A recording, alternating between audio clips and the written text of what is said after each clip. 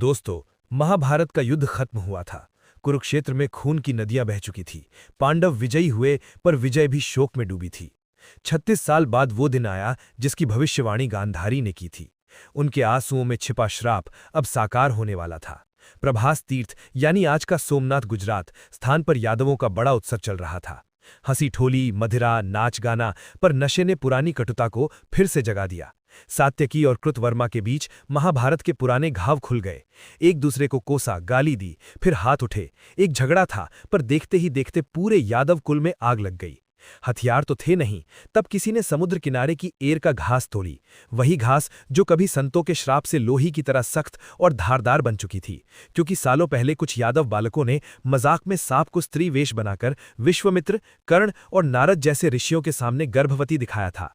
ऋषियों ने क्रोध में कहा था, इसके गर्भ से लोहे का मूसल निकलेगा जो तुम्हारे कुल का नाश करेगा। वही मूसल समुद्र में फेंका गया था और उसी से ये घास उगी थी। अब नशे में यादव उसी घास से एक दूसरे पर टूट पड़े।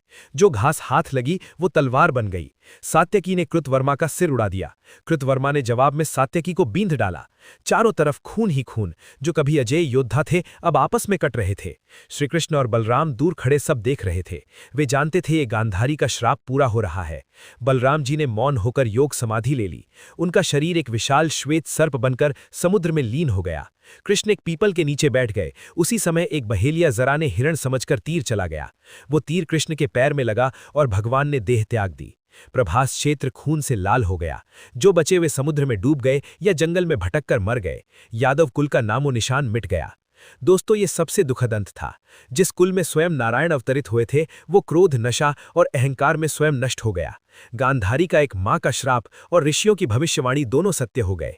यही सिखाता है महाभारत की धर्म की जीत होती है, पर अधर्म का अंत चाहे कैसा भी हो, अंत स्वयं